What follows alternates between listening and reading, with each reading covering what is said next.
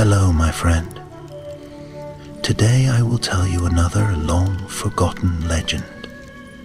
Close your eyes and let the magic transport you to Middle-earth.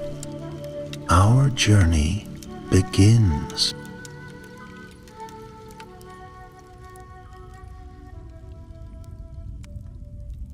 The winds of the north whispered like spirits over the empty lands, carrying the distant roar of waves upon the cliffs. Here, in the wilds of Lammoth, the great echo. No laughter of men nor songs of elves had yet softened the land. It was a place of silence, save for the wailing wind and the memories of battles yet to come. Under the waning stars upon the shores of Middle-earth, a great host of exiles set foot upon the land of their forefathers. The Noldor, a mighty people, had come at last. Their banners streamed like tongues of flame, catching the silver light of night, and their armor gleamed, though many still bore the frost of the cruel journey they had endured. Feanor stood at their head. His eyes burned brighter than the cold stars, filled with the same fire that had driven him across the grinding ice of the Helcarax, the great frozen wasteland that had claimed many of his kin. He had no patience for sorrow, no time to count the cost. His heart was a forge, and within it blazed a single unyielding desire: vengeance. The stars above had barely begun to fade when he turned to his sons, his voice as fierce as the storm that had followed them from the north. "This land is ours," he declared, his hand resting upon the hilt of his sword. "And beyond these hills lies the one who has wronged us, Morgoth, the thief of light, the deceiver, the dark lord who cowers in his fortress of Angband. He believes us broken, lost to the ice, but we have endured." His sons, the 7 who had sworn his same dreadful oath, gripped the hilts of their blades. Maedhros, the eldest, stood closest, his red hair wild in the wind. "Then let us march," he said, his voice quiet but unshaken. "Let us bring war to his gates." But before their feet could carry them inland, before the first light of dawn could touch the dark hills beyond, a shadow fell upon them.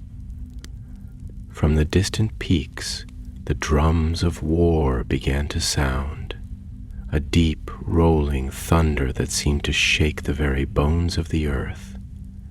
And then, from the black horizon, they came, a great host of orcs, their armor crude and dark, their weapons jagged like fangs, rushed upon them with howls that shattered the silence of Lammoth.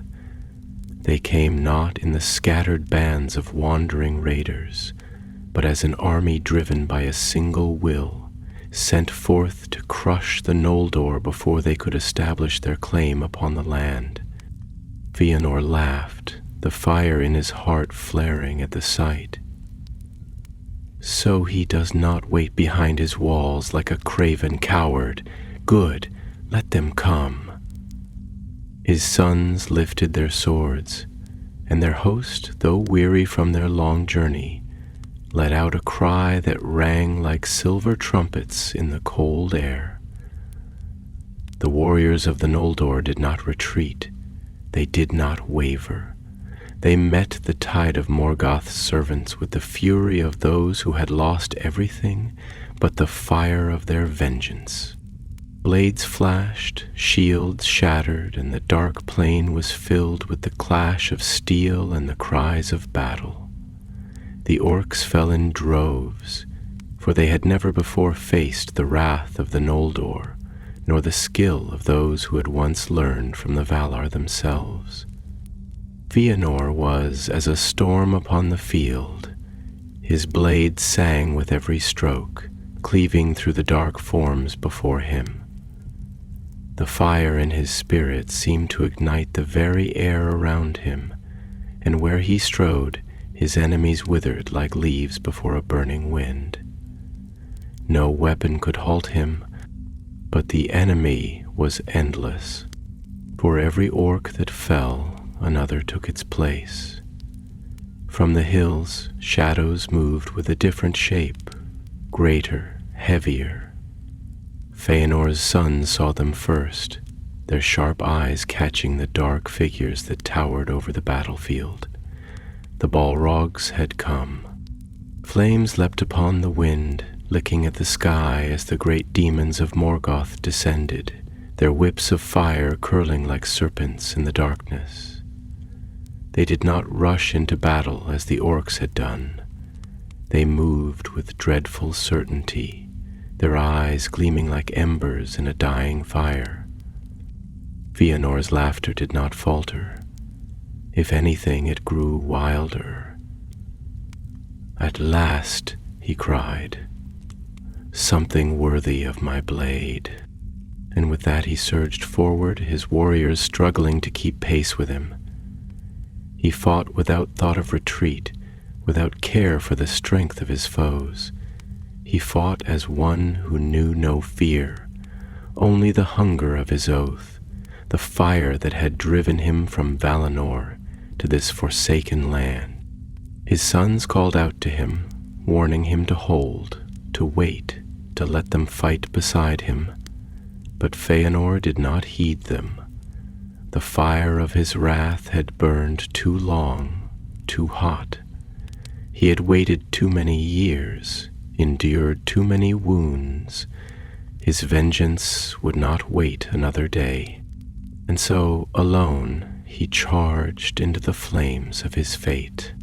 The battle raged on, the echoes of their cries lost within the vastness of Lammoth, where the wind carried all sounds away. The land would remember. Even long after the swords had fallen silent, after the last of the Noldor had left these shores, the echoes of their battle would remain. But the night was not yet over, and the fire of Feanor had not yet burned its last. The wind screamed across the barren plains of Lammoth, a restless, ceaseless howl that echoed against the black cliffs and twisted through the narrow ravines like the wailing of lost souls. It was not a wind of comfort nor of gentle whispers. It was a wind of memory, a voice of ages long past and yet to come, carrying with it the whispers of battles fought and lives lost beneath the pitiless sky. The stars above, cold and remote, looked down upon the rising tide of war with silent indifference, their distant fires a stark contrast to the roaring flames that now leapt upon the battlefield below. Feanor stood in the eye of the storm, his figure outlined against the chaos like a flame burning against the night. His armor, though weathered by the long and merciless journey across the grinding ice, still gleamed with a pale silver sheen, and his cloak, torn and tattered, snapped violently in the wind as if it too were eager for battle. He held his sword tightly, knuckles white upon the hilt, and his breath came in slow, measured beats, a rhythm not of hesitation, but of the unrelenting focus of a predator who has set his sights upon the prey and will not be turned aside. His sons were near, their banners rippling in the storm, their voices raised in shouts of command, but they were distant in his mind, their words drowned beneath the roaring tide of his own thoughts. His eyes, alight with an inner fire, were fixed upon the approaching host of Morgoth, and within them there was no doubt, no hesitation, only a singular and all-assuming purpose. "Look upon them," he said at last, his voice low, his words drawn out like the slow pull of a blade from its sheath. "Do you see them, my sons? They come a tide of filth, a crawling mass of shadow and ruin, bearing the stench of their master's will upon their backs. They think they have found us weary, broken from our long journey, desperate and without strength. They think that the ice has crushed our spirit, that the hunger has left us weak, but they do not know us. They do not know the fire that burns within our hearts, nor the fury that drives us forward. And they will learn. Maedhros, standing nearest, turned his gaze toward the encroaching darkness, his jaw tightening. He was ever the most measured of the seven, his mind keen, his heart neither easily swayed by passion nor clouded by blind wrath. Yet even he could not deny the heat that surged within his blood at the sight before them. The orcs came in endless waves, black shapes moving against the gray horizon, their crude weapons glinting with the reflection of the dim starlight. And beyond them, beyond the throngs of chittering beasts and foul banners of Morgoth, the greater shadows moved, slow and deliberate, like distant storms gathering upon the edge of the world. "You would have us meet them head-on," Maedhros murmured, his voice laced with something that was neither reluctance nor fear, but something colder, something deeper. "You would have us stand against them as we are, without the fortifications of stone, without the walls of a city to shield us, without the weight of the Valar at our backs. We are few, Father. We are mighty, but we are few." He exhaled, tilting his face slightly upward, as if seeking wisdom in the glimmering lights above. "Do you not see that we are alone?" Feanor turned his gaze toward him, and in his eyes there was a fire that burned against the cold doubt in Maedhros' heart. "Alone," he repeated, and his voice was like the crackling of embers in a dying fire, dangerous and unyielding. "Alone, you say? No, Maedhros, we are not alone. We have never been alone. Look around you.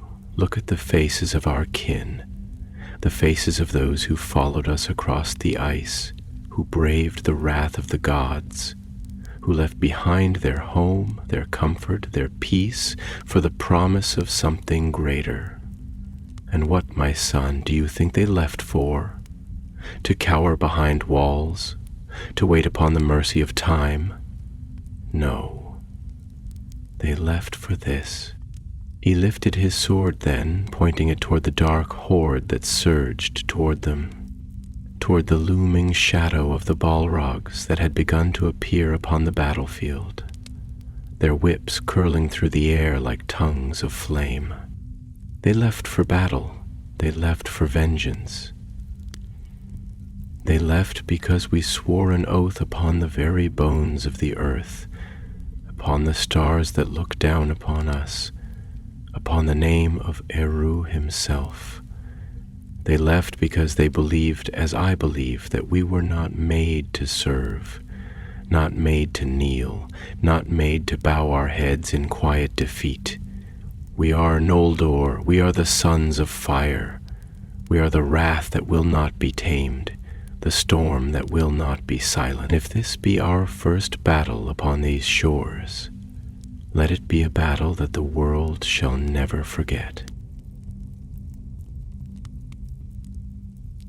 The cry that rose from the Noldor then was like the breaking of the waves upon a jagged shore, a sound both terrible and beautiful in its fury. The wind caught their voices, carrying them across the field, and for the briefest of moments even the orcs hesitated, sensing, perhaps, that they were about to meet something greater than the simple steel of their foes. And then, with a roar that shook the heavens, the battle began. Feanor did not wait for the enemy to come to him. He was upon them like a wildfire consuming dry grass, his sword a streak of silver flame as it carved through the ranks of Morgoth's servants. The orcs fell before him, their cries lost to the howling wind, and his laughter rang above the chaos, wild and unbound, the laughter of one who had lived too long in the shadow of grief and now found release in the storm of war. His sons fought beside him, their blades a reflection of his fury, their movements precise and deadly. Maedhros struck with cold efficiency, his every movement measured, his every strike calculated, while Celigorm fought with the savagery of a wolf unleashed, his golden hair streaked with the blood of his foes. Caranthir, ever the silent one, moved through the fray like a spectre, his face unreadable, his blade carving a path through the darkness. But for all their might, for all their skill, the enemy was endless. The orcs fell, but they rose again, their numbers unfathomable, their hunger for slaughter as great as the hunger that burned in the hearts of the Noldor. And then the Balrogs came. They strode through the carnage like titans of old, their bodies wreathed in shadow and flame, their whips crackling with the fire of Angband itself. The ground shuddered beneath their steps, and the air became thick with the heat of their presence. Fëanor saw them, and his eyes burned ever brighter. His grip upon his sword tightened, and without hesitation, without fear, he rushed toward them, his voice rising above the din of war in a cry that shook the very bones of the earth. "Come, then," he roared, his laughter wild, his heart alight. "Come and test your strength against the fire of the Noldor." And so beneath the stars, upon the forsaken land of Lammoth, the battle turned, and the fate of the greatest warrior of the Noldor was sealed. The air itself seemed to shudder under the weight of the oncoming doom. It was a living, breathing thing, this wind that raced over the bleak plains of Lammoth, carrying with it the scent of fire and death, whispering like a great mouth pressed against the ears of all who stood upon that desolate battlefield. The ground trembled underfoot, as if the land knew the fate that was soon to be written upon it, as if the very bones of Arda recoiled from what was to come. And amidst the cold darkness of that land where no trees grew and no rivers ran, beneath the high vault of the distant stars, Fëanor stood as a flame against the void.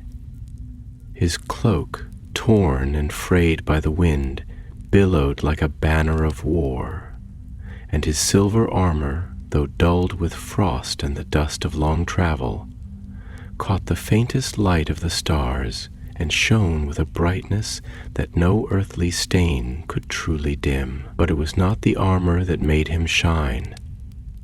It was the man himself. For in his eyes there burned something fiercer than the forge fires of the Noldor, something hotter than the wrath of the Valar. It was a fire that no wind could extinguish, no ice could cool, no darkness could snuff out. It was the fire of his soul, the unquenchable fury of one who had been wronged beyond forgiveness, of one who had been robbed not only of his greatest work, not only of his home, but of the very light that had guided him since the beginning. And as the Balrogs emerged from the black tide of Morgoth's host, stepping forward like ancient gods of ruin, their great whips of flame unfurling with a sound like the cracking of the world itself, Fëanor smiled, a slow, terrible smile. "So," he murmured, though his voice carried even over the howling of the wind, reaching the ears of his sons, who stood not far behind him, their faces grim and set with the knowledge of what was to come. The black foe does not send his servants alone to face me. He does not think it enough to unleash his filth, his cowardly wretches, his rabble that crawls through the dark like worms upon a corpse. No, he sends these instead, his warriors of shadow and fire, his captains of ruin, his wretched, broken spirits that once walked in the light of heaven and chose the abyss instead. His fingers curled tighter around the hilt of his sword. How fitting, he continued, his voice almost thoughtful, his breath misting in the cold air as if even the wind itself recoiled from the fire in his words, that he should send them. For was it not fire that burned my home? Was it not fire that consumed my father's blood upon the stones? Was it not fire that I swore would never claim me, never conquer me, never turn me to ash as it has turned so many others?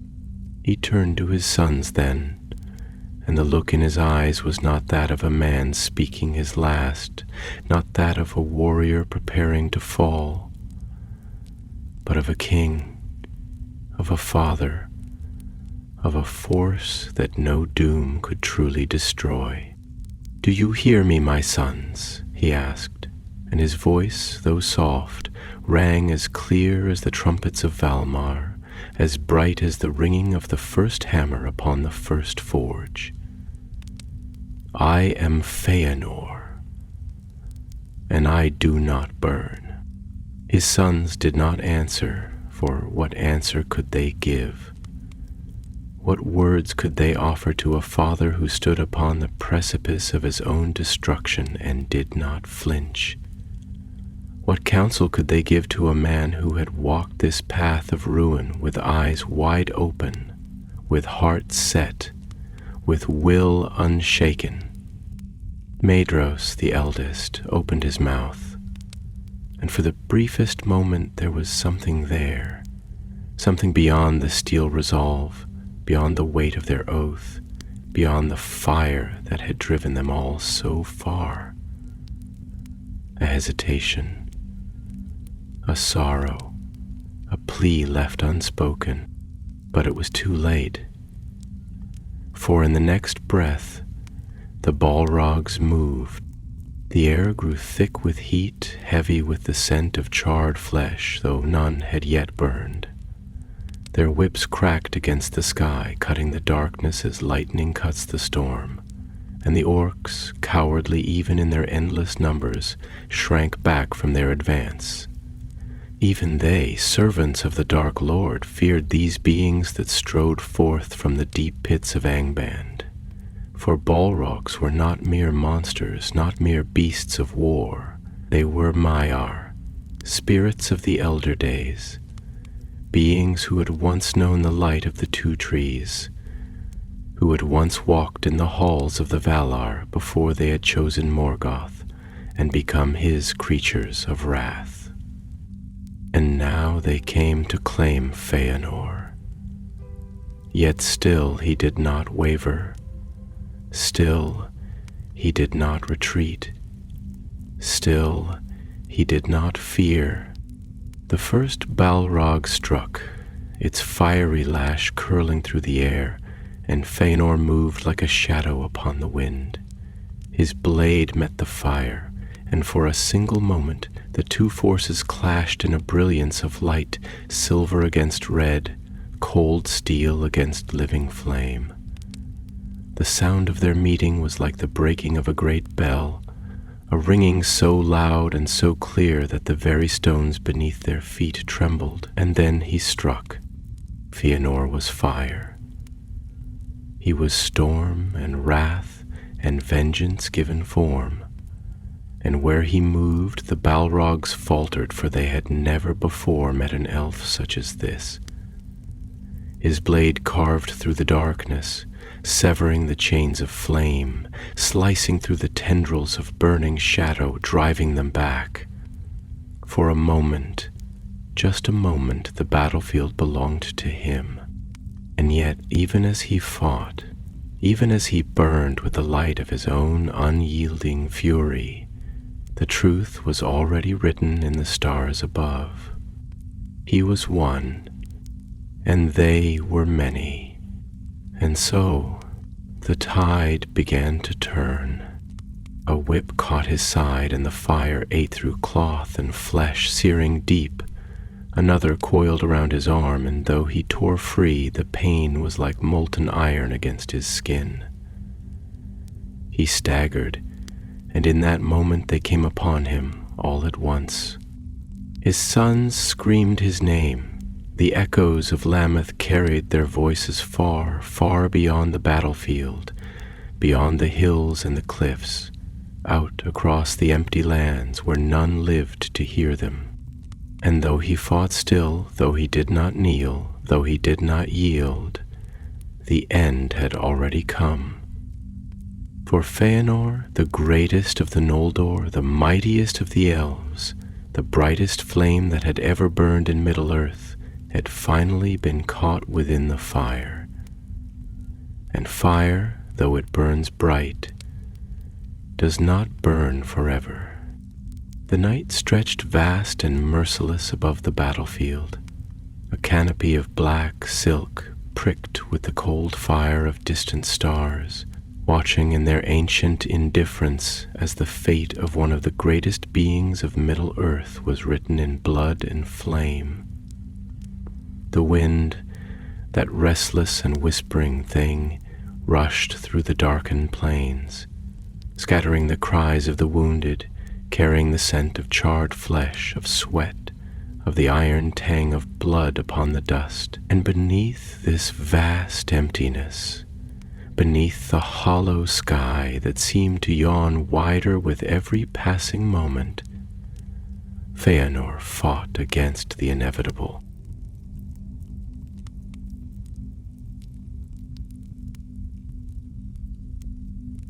His body, though crafted by the hands of Eru himself, strong as tempered steel, swift as the coursing river, was not immortal.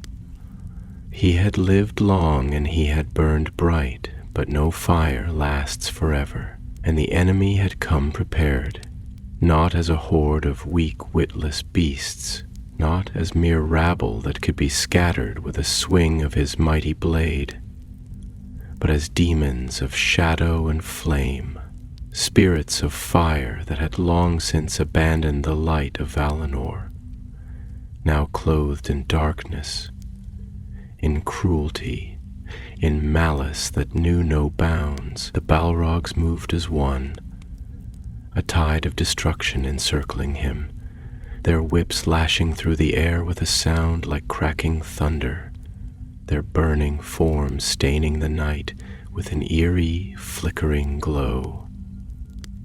And still, Feanor fought, his blade sharp as the first dawn and swift as lightning's strike, cut through the fire-laced darkness, severing limbs, carving through molten flesh, sending great gouts of flame cascading into the night. His movements were no longer those of a warrior merely seeking victory. They were the movements of something far older, far greater, something that did not fight for conquest or for glory, but for the sheer defiance of falling, for the refusal to be extinguished, for the belief that even in the face of death itself, he would remain unbroken. He laughed as he fought, though blood ran hot down his side, though his left arm had begun to tremble from the burns that crept up its length, though each step he took sent fire lancing through his ribs where a whip had cracked bone. His laughter rang out against the vast expanse, a sound both terrible and beautiful, like a hymn sung at the end of all things. "You think I will fall to this?" he roared, his voice rising above the maelstrom of battle, above the cries of dying orcs, above the hissing flames that sought to devour him. "You think fire will claim me? You think that because I burn, I will wither and die? No! I was born of fire. I was made in the forge of the Noldor. I am the wrath that no ice could quench, the storm that no sea could swallow. Come then, burn me if you can. Let the heavens witness this. Let them see that even in ruin I am still Feanor. His sons heard his cry, and it was as though for a moment the stars flared brighter, as though all of Arda held its breath. Maedhros, who had fought his way toward his father, his sword gleaming red with the blood of a dozen foes, saw him there, saw him standing alone amidst the darkness, a single figure against the tide, his wounds ignored, his strength undiminished. And yet Maedhros knew. He knew as one knows the coming of the tide, the changing of the seasons, the slow but certain passing of the years. He knew, with an ache that hollowed his chest, that this moment, this battle, this defiance would be his father's last. "Father," he called, and there was something raw in his voice, something pleading. He had never pleaded before. Not to the Valar, not to the heavens, not to fate itself. But now he did. "You must fall back. We must fall back. The fight is lost. We cannot win this battle." But Feanor only laughed again, though blood now coated his lips, though his breath came ragged and broken. "Lost. Lost. What is lost, Maedhros? Tell me, is honor lost? Is vengeance lost? Is the fire in our hearts lost? No, this battle is not lost, for we do not fight to win. We fight because we must, because there is no other choice but to fight. You think retreat will save us? You think running will buy us time? It will not. The world is already set against us. The Valar have turned their backs. The enemy grows stronger with every breath we take. There is no mercy for us, no home to return to. We are alone. And if we must fall, let us fall as we have lived. Unyielding, defiant, burning bright enough to shame the stars. Maedhros hesitated, torn between the fire and his father's words, and the cold weight of reality pressing down upon his heart. He wanted to believe him, wanted to believe that sheer will alone could hold back the tide of doom, that courage and wrath were enough to turn the tide. But he had seen battle before, he had seen death, and he knew deep in his soul that no matter how bright the fire of Feanor burned, it could not consume the night forever. And then the final blow fell. The Lord of the Balrogs, Gothmog, stepped forward, towering above even the greatest of elves, a being of ruin, his dark armor seared with the heat of his own malice. His whip coiled in the air, crackling like the heartbeat of a dying world, and with a voice like the shattering of mountains he spoke. "It ends," he said, and the weight of his words pressed upon the battlefield like a great storm. "Your flame is spent, Feanor. It flickers, it wavers, and now it dies." And then the whip lashed out, striking Feanor across the chest, wrapping around his body like a serpent of fire. The elf lord staggered, his blade falling from his grasp, his breath catching in his throat as the flame of his own life began to flicker, his strength finally spent. Maedhros screamed his name, and the echoes of Lammoth carried it far into the empty night. But Feanor did not fall to his knees. Even now, even in this final moment, he did not bow. He stood, trembling, bloodied, burned, and broken, but standing still. His eyes, bright as they had ever been, locked onto Gothmog's own, and even as his body failed him, his spirit did not.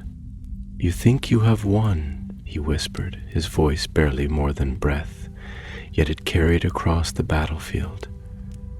"But you will never have victory. You will never have the Silmarils. You will never have me. I am Feanor, and you will remember my name until the end of time." And with that, the flames of his body, of his spirit, surged one last time, bright, terrible, blinding. The fire within him, the fire that had driven him to the ends of the world, erupted outward, consuming him, leaving behind nothing but ashes upon the wind. The Balrog stepped back, the orcs fell silent, and the land of Lammoth swallowed the last echo of his name. The wind screamed its dirge across the plain, rising and falling in sorrowful lament as it bore the last embers of Feanor's fire into the vast and uncaring night.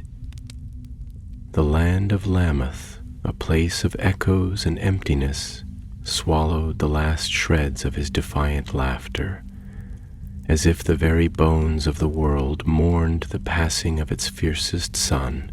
The great host of Morgoth stood frozen upon the battlefield, their countless eyes fixed upon the spot where only moments before the fire of the Noldor had burned brightest. The Balrogs, once triumphant, stood like statues of blackened ruin, their whips trailing smoke, their smoldering visages unreadable, for they had conquered, and yet, even in victory, they had been denied.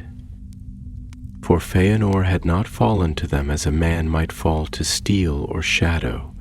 He had not bent the knee, nor had he yielded, nor had he been dragged away in chains. Instead, he had burned with the last of his defiance, burned with the last of his unrelenting wrath, burned until there was nothing left of him but the whisper of his name upon the wind. No corpse remained for his sons to mourn, no broken body left to be dishonored by the hands of his enemies. He had been fire, and fire cannot be changed. He had passed beyond their grasp, beyond their cruelty, beyond even the doom that had been woven around him since the moment he had first sworn his terrible oath. Maedhro stood rooted to the earth, his sword slack in his grip, his breath stolen from his chest. He had seen death before, had known the grief of battle, had watched his kin fall beside him upon the ice, but this was something else. This was not the slow fading of life, not the quiet slipping away of a wounded soul, but something fiercer, something more profound, as if a star had collapsed before his eyes, as if the very world had torn itself apart to keep from bearing the weight of his father's unbroken will. And in that moment, staring at the empty ground where Feanor had once stood, he felt something inside himself fracture. It was a terrible, shattering thing, that break. For so long, Maedhros had been his father's shadow, the voice of caution, the tempered steel to balance Feanor's wildfire. He had doubted, had questioned, had warned of folly and ruin, but never had he truly believed that the fire would one day be gone. And now that it was, now that the unthinkable had come to pass, he found himself standing in the ruins of something he had not known was holding him upright. His father had been a storm, a force of nature, a will that could bend the very stars to his purpose. Without him, what were they? What was he? The other sons of Feanor, scattered across the battlefield, felt the loss like a blow to the chest. Celegorm, wild and golden, who had always burned with the same reckless hunger as his father, had fallen to one knee, his fingers digging into the blackened earth as if trying to grasp some remnant of the fire that had just been snuffed out.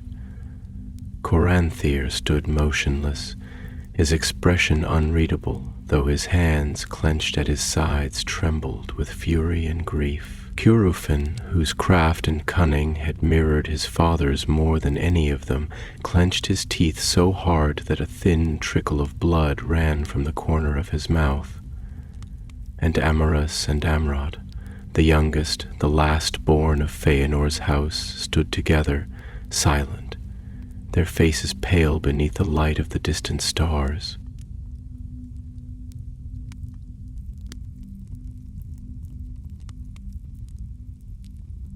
But it was Maedhros, always Maedhros, who bore the weight of it most keenly. The eldest, the leader, the one who would inherit not only the oath, but the burden of guiding them through the darkness that now stretched before them. And even as the horror of the moment tightened its grip around his throat, he forced himself to stand, to straighten, to meet the eyes of his brothers, because that is what Feanor would have done. "This is not the end," he said at last, his voice hoarse but steady, each word falling like the slow ringing of a funeral bell. "This is not the end of our oath, nor the end of our war, nor the end of what we came to do. Do not look upon this night and think that it has broken us. Our father was fire, and fire does not die. It changes, it moves, it takes new form. We are that fire now. His wrath is ours to wield, his vengeance ours to carry. We do not grieve as men grieve. We do not weep as the weak weep. We burn." His brothers stared at him, their faces pale, their hands still bloodied from battle, but something flickered in their eyes then, something raw and furious and unrelenting. The oath, the terrible, binding, unbreakable oath, had not died with Feanor. It had passed to them, sinking its claws deeper, gripping them with a force that would never relent. "We cannot fight them here," Maedhros continued, glancing toward the distant host of Morgoth, which still stood, uncertain, waiting. "Not now. We must fall back, regroup. Our vengeance will come, but not this night." Celegorm was the first to rise, wiping the blood from his mouth, his blue eyes bright with something dangerous. "Not this night," he echoed, though his voice was raw, as if the words tasted bitter in his mouth. "Not this night," Curufin murmured, his jaw tight, his fingers twitching as if itching for his forge, for his tools, for something to shape, something to build, something to twist into a weapon against those who had stolen their father from them. "Not this night," whispered Coranthir, his hand still shaking, his breath still ragged, but his shoulders straightening nonetheless. And so it went until each of the sons of Feanor had spoken the words, sealing them like iron, binding them to their oath with something fiercer than sorrow, stronger than grief. They did not cry out in mourning. They did not sink to their knees in despair. They did what Feanor had taught them to do. They stood unbroken, unbowed, and though their father's fire had vanished from the world, a new fire now burned in its place. Behind them, the land of Lammoth lay silent, the only witness to the passing of the greatest elf who had ever lived. The echoes of his battle still lingered in the deep ravines and the shadowed valleys, whispers upon the wind that would never truly fade. And somewhere in the cold and empty dark, The laughter of Feanor still rang, defiant, eternal. But the war had only just begun. The land stood still, wrapped in silence so profound it seemed to press against the skin, thick and suffocating, a silence not of peace, but of something hollow, something left in the wake of a great and terrible storm. Lammoth, the great echo, had borne witness to the wrath of the greatest of the Noldor, had trembled beneath the fire of his final stand, and now, in the absence of that fire, it lay empty, bereft of its momentary. The wind, ever restless in this land of forgotten voices, no longer howled in rage but whispered, curling through the jagged ravines and barren slopes, as if it, too, had been shaken by the passing of Feanor, as if it carried his name in its unseen fingers, scattering the last remnants of his defiance into the cold embrace of the waiting sea. Maedhros stood at the edge of the battlefield, his cloak heavy with dust and blood, his sword still clutched in his hand, though his fingers trembled against the hilt. The air around him reeked of charred flesh and iron, of death and the embers of what had once been more than a man, more than a king, of what had once been a fire that had burned so fiercely, so unyieldingly, that it had seemed as if the world itself must either bow before it or be consumed. But now that fire was gone, and Maedhros, the eldest son, the heir to his father's name, stood beneath the cold and watchful stars, feeling the weight of that absence settle upon his shoulders like a mantle woven from shadow and regret. For the first time in his life, he felt small, not in body, nor in skill, nor even in the presence of the enemy who still lingered upon the distant horizon like a storm waiting to break, but in the depth of his spirit, in the vast and empty hollow that had opened within his chest where once his father's fire had burned. He had known grief before, had known loss, had known the aching sting of wounds carved by war, had known the cold bite of betrayal, but this was different. This was something deeper, something that reached into the very fabric of his being and tore it asunder. He turned his gaze toward the darkened hills beyond, where the host of Morgoth still loomed in the distance, waiting, watching, unmoving in the wake of the battle's end. Their lord had won this night, had struck down the greatest of his foes, had sent the first and mightiest of the Noldor to his doom, and yet they did not advance. Perhaps they feared the wrath of the suns, feared the vengeance that burned still in their eyes, feared that though Feanor had fallen, his fire had not truly died. Or perhaps, Maedhros thought bitterly, they did not need to advance, for they had already won. He felt the weight of his brothers behind him, their silence stretching long and heavy in the frigid air, each of them wrapped in their own thoughts, their own grief, their own fury that had yet to find a voice. Celegorm stood with his head bowed, his golden hair streaked with the blood of orcs, his hands curled into fists at his sides, as if he longed to strike something, anything, everything. Caranthir's face was carved from stone, unreadable, his dark eyes fixed upon the ground as though he were searching for some last ember of their father among the ashes. Curufin, ever the most like their sire in mind and craft, was gripping the hilt of his dagger so tightly that Maedhros wondered if his own bones might crack beneath the pressure. Amras and Amrod stood together, silent, their twin reflections of red hair catching the faint glow of the torches that flickered in the distance, their expressions unreadable in the dimness. It was Maglor who spoke first. "This is a doom we knew would come," he murmured, his voice softer than the rest, though no less weighted with sorrow. From the moment the words left our lips, from the moment the oath was spoken, we were bound to this road. Did we not feel it in our bones, even then? Did we not know, somewhere deep within ourselves, that fires such as his could not burn forever? He lifted his gaze toward Medros then, his dark eyes searching his brother's face, looking for something, guidance perhaps, or certainty, or even the smallest ember of hope.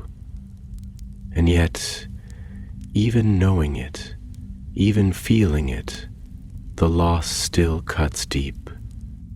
Medros did not answer at once. He let the words settle between them, let them sink into the air like the slow drifting of embers that had burned too long. Let them fill the silence where once there had been only the howling of the wind. When he did speak, his voice was quiet, but it held within it something cold, something steeled, something that did not waver. "He burned as he lived," he said at last, his fingers tightening upon his sword, his breath misting in the chill air, unyielding, unbroken, untamed. He did not fall to darkness, nor to fear, nor to the slow decay of age. He did not let them take from him that which he held most dear. He chose his own end as he chose all things in his life, and in that at least he was victorious. But this is not the end of his fire. It is ours to bear now. We are his sons, and we are bound to him by more than blood, bound to him by the words we spoke, by the oath we swore. We do not grieve as others grieve. We do not falter as others falter. We do not bow. His brothers listened, their faces etched with something between grief and defiance, and one by one they nodded, each of them recognizing the truth in the words, each of them feeling the weight of their father's legacy settling upon their shoulders. Curufin was the first to step forward, his eyes sharp as a whetted blade. "Then we avenge him," he said, his voice steady, his jaw set. "Not in rashness, not in folly, but with fire and steel, with craft and cunning. We will make Morgoth rue the day he ever reached out his blackened hand to steal that which was never his to take. And we will not rest," Silgorm added, lifting his head, his blue eyes burning with something fierce, something wild. "Not until the Silmarils are ours again, not until the enemy himself is ground to dust beneath our feet." Medros looked at each of them in turn, and though the grief still coiled within his chest, though the absence of his father still loomed like a hollow chasm in his heart, he saw in them the fire that had not died. The war was not over, the battle was not lost, for they were the sons of Feanor.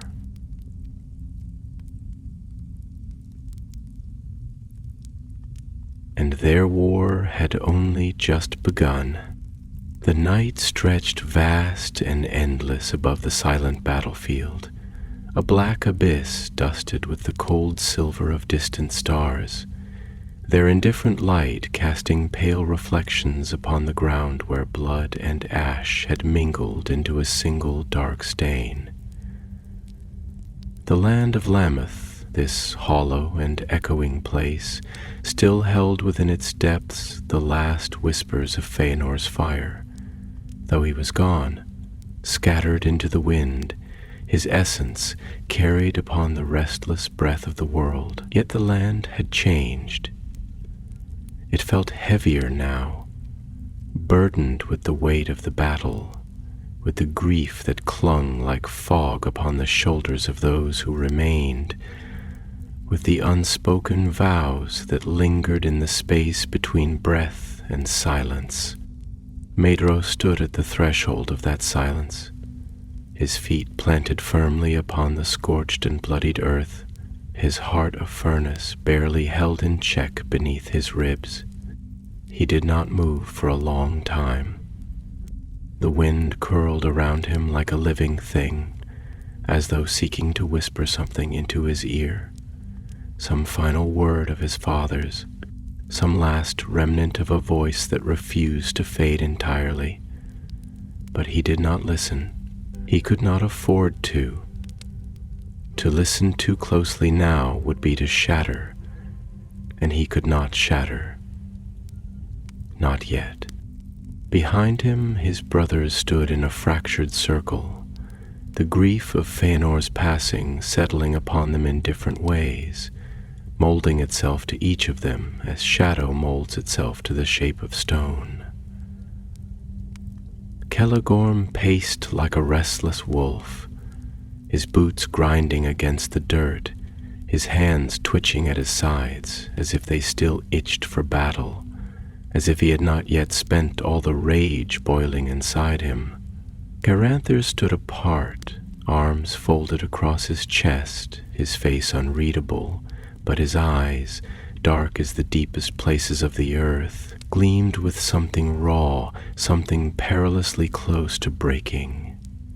Curufin, ever the most like their father in thought and craft, held himself still, but there was a tension in his stance, a tautness in his fingers as they gripped the hilt of his dagger, a tightness in his jaw that spoke of the storm behind his eyes, and the twins, Amrod and Amrus, stood together, their matching faces shadowed, their shoulders stiff with a grief they did not yet have the words to name.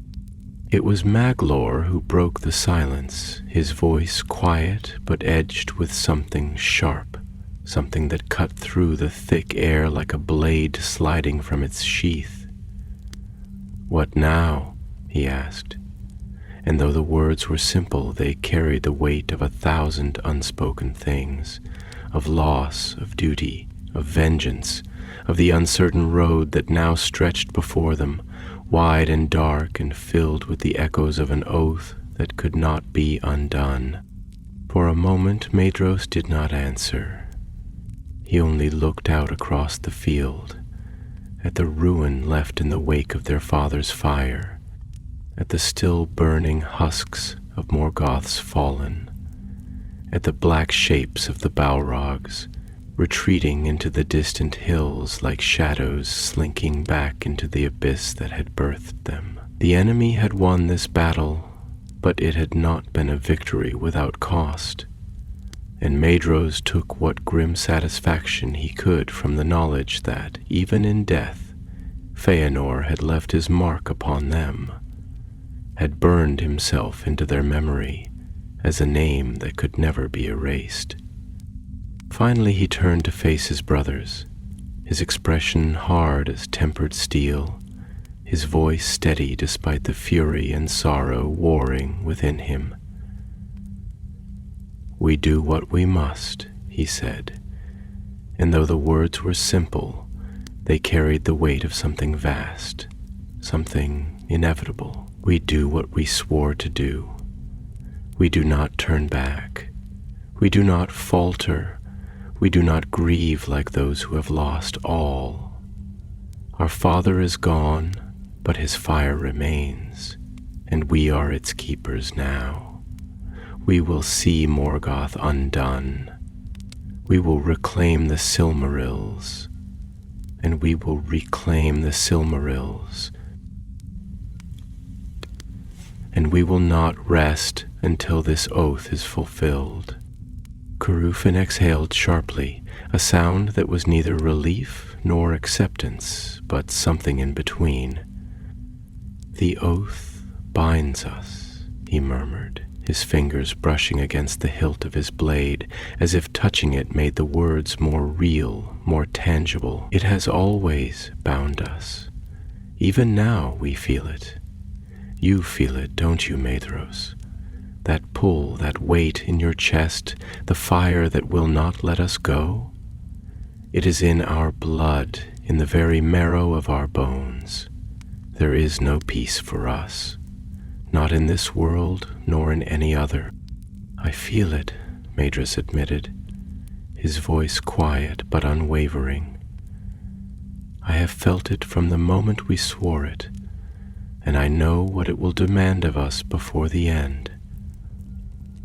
He let his gaze sweep over them, taking in the exhaustion in their eyes, the grief still raw and open like an unhealed wound. But we cannot linger here. This place will become our grave if we do. We are not strong enough to face Morgoth's full might, not yet. We must fall back, gather our strength, find a place to build, to plan, and then, when the time is right, we will strike, not in haste, not in folly, but in fire and steel when the moment is ours to seize. Telegorm let out a breath, sharp and ragged, and for the first time since their father had fallen he looked up, his eyes burning with something raw, something uncontained. And if the moment never comes, he asked, his voice brittle as cracked stone. If we chase this dream of vengeance until we are all dust and ruin, until we are all burned away like him? Maedhros met his gaze without flinching. Then we burn, he said simply, but we do not kneel.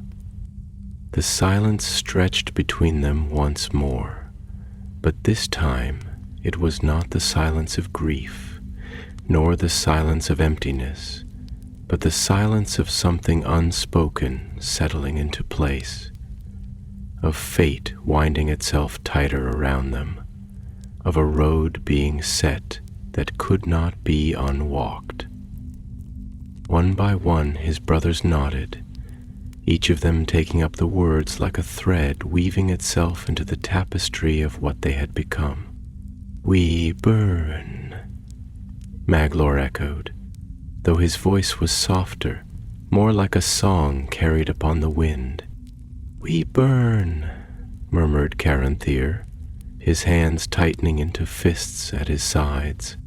We burn, Curofin whispered, his eyes dark, his mind already racing ahead, already planning, already shaping the future in the only way he knew how. And so it went, until all of them had spoken, until the words had settled over them like a final benediction, like a brand pressed against flesh, like a seal upon their fates.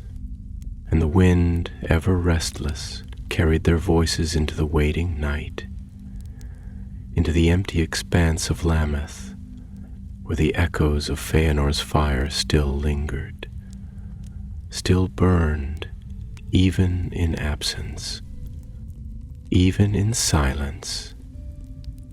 For the war was far from over, and the fire had not yet died. The land had fallen into a hush, a silence so vast and profound that it seemed to stretch beyond mere absence of sound, pressing against the very fabric of the night itself, filling every hollow space with its weight. Lammoth, the land of echoes, held its breath, as if waiting, as if listening, as if the air itself still trembled with the last vestiges of Feanor's fury, unwilling to let them slip away into nothingness. The wind, that ever-present wanderer of the empty world, coiled and twisted through the broken terrain, winding like a serpent between jagged stones and blackened corpses, whispering over the torn banners of the Noldor, lifting their edges with ghostly fingers as though mourning what had been lost. The very stars, pale and distant, seemed colder now, their silver fire an impassive witness to the ruin left in the wake of battle. Medros stood at the edge of the field, his gaze turned toward the darkness beyond, where the vast shadow of Morgoth's stronghold loomed upon the horizon, hidden beyond leagues of wilderness, beyond mountains yet unseen, beyond the veil of distance that did nothing to lessen its terrible presence. Though the enemy's forces had withdrawn, slinking back into the night with the slow, patient movements of a predator that knew its prey was wounded, the weight of his will still lingered, pressing down upon the air like an unseen hand, reminding them that this was not a retreat born of weakness, but of certainty, of an inevitability yet to unfold. Morgoth had won this night, had struck down the brightest fire that had ever burned among the children of Iluvatar, and he had no need to press further. He had only to wait. And Medros, standing there with his sword heavy in his grip, with the blood of his foes drying upon his hands, with the taste of grief still bitter upon his tongue, understood now with a clarity so sharp it almost stole his breath, that this war was no mere battle of steel and fire. It was something deeper, something woven into the bones of the world, something ancient and patient and relentless. Morgoth did not seek victory in the way that lesser beings did. He did not hunger for simple conquest, did not crave land or power in the mortal sense. He desired something far greater, far darker. He wished to unmake, to break, to corrupt. He wished to twist all things into his design, to bend the very song of creation to his will, until there was nothing left that did not bear his mark. And he had begun, Medros thought bitterly, with them.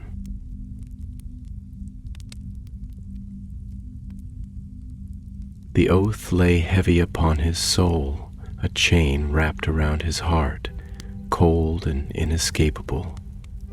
He could feel it there, pulsing like a second heartbeat, binding him to his brothers, binding him to his father, binding him to a promise that had no end but in ruin. He had known from the moment he had spoken the words that there would be no peace, that they had cast themselves into a storm from which there could be no return. But now with Feanor gone, with the fire that had led them across ice and darkness reduced to nothing but memory, he understood it in a way he never had before. The oath was not merely a vow, it was a living thing, a hunger that would never be sated, a fire that would never cool, an emptiness that would never be filled, and it would drive them, as it had driven their father, to the very ends of the world. Behind him the others had begun to gather, drawn to him as they always had been, though none of them spoke at first.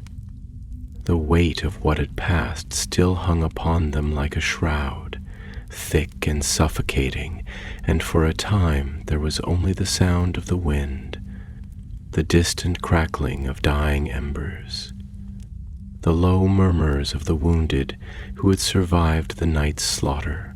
Celegorm was the first to break the silence, his voice raw, stripped of the usual arrogance, of the usual fire that burned so hot in him. "What now?" he asked, and though his words were simple, they carried with them 100 other questions, 100 unspoken thoughts. How do we go on? How do we bear this? How do we move forward when everything that held us together has been ripped away? Medros did not answer immediately. He let the question settle, let it sink into the space between them, let it weave itself into the breath of the wind, into the echoes of the land that had borne witness to their loss. When he did speak, his voice was measured, but beneath it there was something else, something deeper, something colder. We go forward, he said, each word deliberate, carved from the marrow of his resolve. We do not turn back. We do not falter. Our father is gone, but the war is not. The oath is not. The Silmarils are not. We are bound to this whether we wish it or not, and there is no path now but the one we have already begun to walk. Maglor stirred then, his dark eyes unreadable, though there was something in them that Maedhros recognized, something that mirrored his own thoughts, his own fears. "And if this path leads us to ruin?" he asked softly, though there was no mockery in the question, no challenge, only the quiet weight of truth. "If this oath is a curse, if it drives us as it drove him, if it is not something that can be fulfilled, but something that devours us piece by piece until there is nothing left," Maedhros exhaled slowly, turning his gaze back toward the darkness beyond, toward the distant, unseen gates of Angband, where the Silmarils lay in the black hands of the enemy. "Then we burn," he said, and his voice was steady, unwavering. "But we do not kneel." Curufin nodded at that, though his fingers twitched where they rested upon the hilt of his dagger, as if some thought moved restlessly beneath his skin. "Then we make our own stronghold," he said, his voice colder than before, more certain, more dangerous. "We gather what forces remain, we build, we prepare. This war is not one of a single night or even a single age. If we cannot strike now, we will strike later, and when we do, we will be ready. Morgoth may think he has won, but he has only begun to taste what it is to war with the House of Feanor." Maedhros glanced at him, at the gleam in his eyes, at the sharp lines of his face, so much like their father's, and for a moment he wondered how much of Feanor's fire had truly burned away in the wind, and how much had merely shifted, changed, settled into new hands, into new voices, into new forms. "We make for the east," he said at last, making the decision that had already begun to form in his mind. "We cannot fight him here, not as we are, not now, but we will return, and when we do, the fire of the Noldor will not be so easily extinguished." The others did not argue. One by one they nodded, and as they did, Maedhros felt the weight of their father's legacy settle upon him fully, felt the shape of his fate close around him like the forging of a blade. The battle was over, but the war had only just begun. The night stretched on, vast and unbroken, its cold emptiness swallowing the last remnants of battle, leaving only silence in its wake, a silence so profound that it pressed against the land like an unseen weight, as if even the wind dared not stir too loudly lest it disturb the ghosts now bound to this place. Lammoth, the great echo, had borne witness to the wrath of the Noldor, to the fire of their prince, to the ruin left in the wake of their defiance.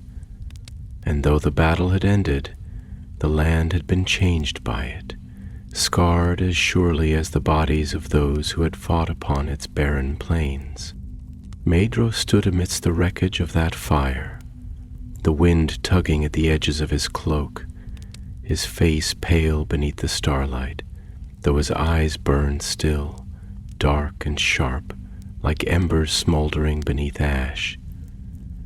The weight of what had passed pressed upon him, heavy as the cold hand of doom, heavy as the knowledge that the path before them had already been set, and there was no turning from it now. His father was gone, burned away into the night, his body lost to the fire of his own unrelenting spirit. And yet, Maedhros could still feel his presence lingering in the air, could still hear the echoes of his voice in the silence left behind, could still feel the weight of the oath tightening around him, like a chain forged of fire and fate. He turned his gaze eastward, toward the distant lands beyond, where the mountains stood dark and unmoving against the horizon, their jagged peaks crowned in the faintest silver glow of the waning moon. There, in the vast expanse that stretched between the sea and the strongholds of Morgoth, lay the future, uncertain and treacherous, a road yet unwalked, though its end had already been written in the doom they had sworn upon themselves. He did not know what lay ahead, only that they could not remain here, among the dead and the ashes, among the whispers of a battle that had taken everything from them. Behind him, his brothers moved like shadows upon the battlefield, gathering what remained of their forces, speaking in low voices that barely carried above the wind.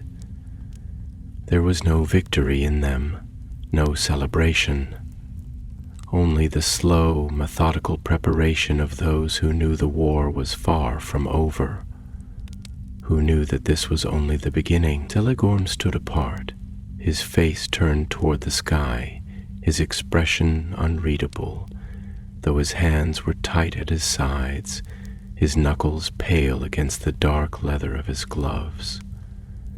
Caranthir moved among the wounded, his sharp gaze assessing, though he spoke little, his thoughts locked away behind the cold walls of his silence. Curufin had drawn aside, speaking in hushed tones to the captains who remained, his voice steady, his mind already turning toward what must be done next, toward the future that must now be forged in the absence of the fire that had once led them.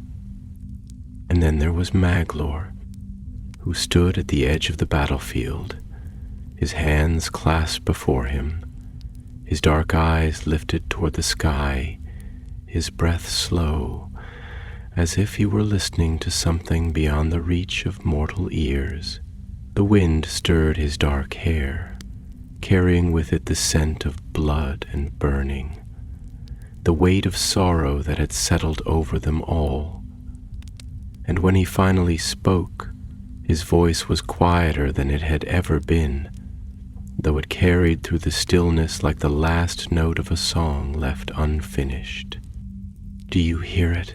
he murmured, his gaze distant, his fingers twitching slightly where they rested against his belt. "The land remembers. It will never forget. His name will linger here long after we are gone, long after the dust is settled, long after the last of our kind has faded from these shores. It will be whispered in the stones, in the wind, in the bones of the earth itself.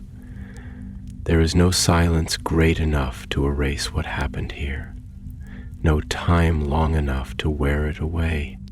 Maedhros turned to him then, studying his brother's face, the way the shadows curled against the sharp planes of his jaw, the way his eyes shone in the dim light, filled with something that was neither grief nor hope, but something in between, something that could not yet be named. "No," Maedhros said, his voice quieter now, steadier. "There is not." He let his gaze drift once more toward the east, toward the dark horizon stretching before them, toward the path that had already been laid beneath their feet. "But we do not stay here to listen to echoes. We are not the past, we are what comes after, and there is still work to be done." Maglor exhaled, a slow breath that carried more weight than words, and after a long moment he nodded. Curufin approached then, his steps firm, his expression set, though his eyes gleamed with the sharp edge of thought, of plans already forming, of wheels turning in that mind of his, always seeking, always shaping, always looking ahead. "The host is prepared," he said without preamble, his voice clipped, efficient. "We will move east. We have lost much, but we are not broken. There are strongholds yet to be forged. Morgoth has not won, not yet." Medros met his gaze, and in that moment something passed between them. An understanding, an unspoken agreement. The silent acknowledgement that though they had been struck down, they would not remain so. That though their father was gone, his fire had not truly died. It had only changed hands. "Then we go," Medros said, and his voice, though calm, held within it the weight of all that had passed, of all that was still to come. "We leave Lammoth behind. We leave this battle behind, and we build what comes next." And so, beneath the cold and watchful stars, the sons of Feanor gathered what remained of their host, gathered what remained of their fire, and turned their faces toward the road ahead, toward the long, unrelenting war that stretched before them. They did not look back as they rode from the field, did not linger in the place where their father had burned, did not seek to gather the ashes that had long since scattered into the wind, for they were the sons of fire, and fire does not dwell in the past. It moves forward, it burns, even unto the end of all things.